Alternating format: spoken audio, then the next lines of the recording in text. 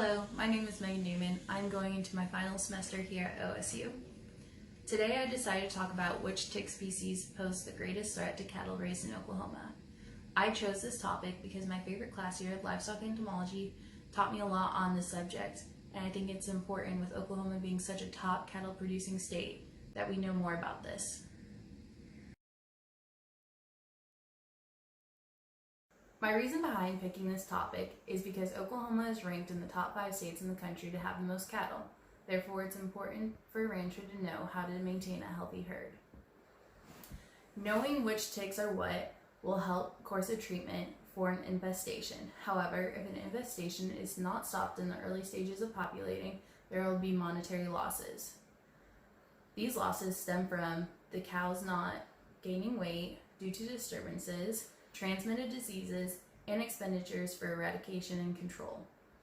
Other losses will be unearned income, chemical residues in meat or milk being seized, and trade restrictions. The estimated total loss from ticks in the United States is around $10 billion. The ticks that pose the greatest threat in Oklahoma to cattle are the spinose ear tick, the black-legged tick, the winter tick, and the Gulf Coast tick.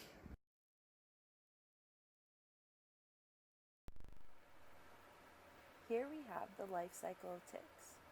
It starts with eggs, to larva, to nymph, to adult.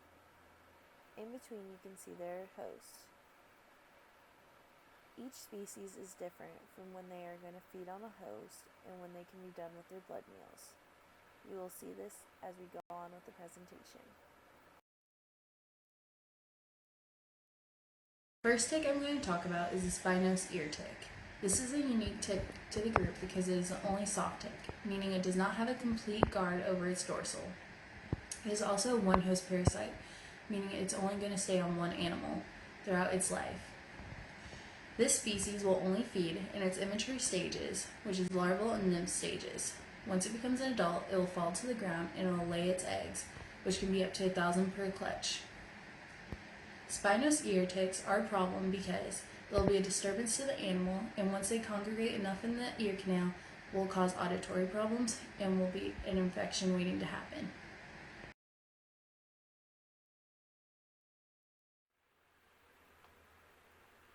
The picture on the left shows an adult spinose ear tick. When they are at this stage, they should be on the ground ready to mate and not on their host anymore. However, as a rancher, you should watch out for the picture on the right. This is the nymphal stage spinose ear tick, and this is what's going to be in the ear canals of your cattle.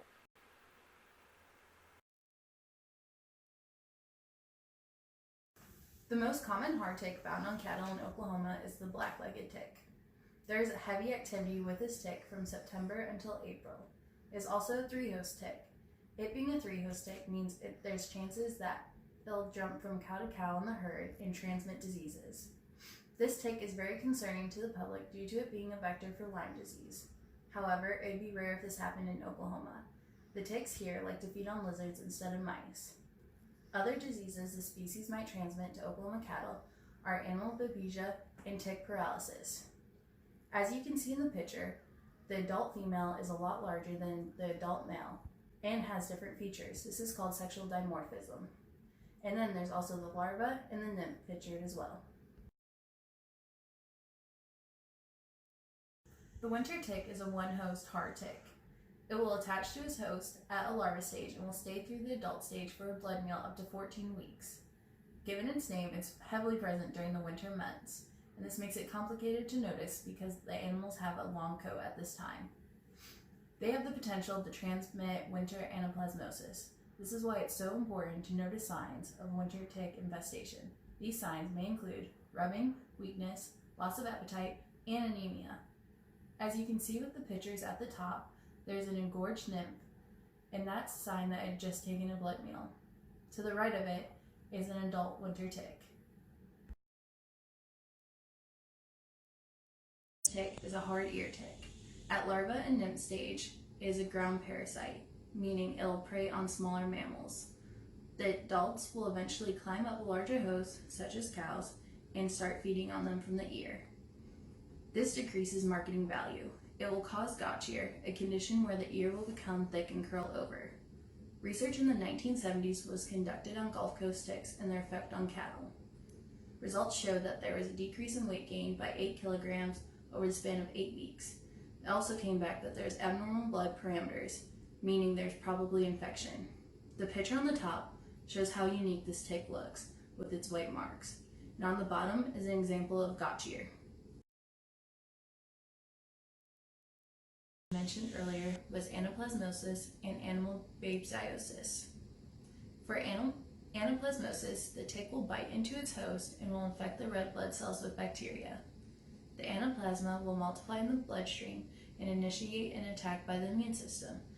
This leads to healthy blood cells being destroyed with the infected blood cells, and the animal will become extremely anemic. If the animal is 2 years or above in age and not treated early enough, there is a 50% chance of survival. For animal babesia, it is transferred by a tick bite. The disease is caused by the protozoa babesia.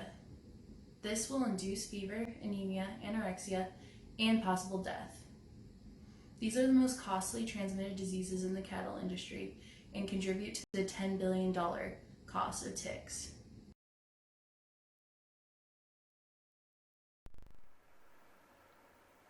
IPM programs are various methods used to control or eradicate pests. The various methods are as follows: biological control, mechanical control, cultural control, and chemical control. Chemical control is widely used for tick control on cattle, specifically acaricides. Other options are planting crops that are unpopular among ticks, rotation of pastures, and vaccinations. For ear ticks, such as the spine-nose tick or Gulf Coast tick, try insecticide ear tags or direct sprays to go into the ear canal.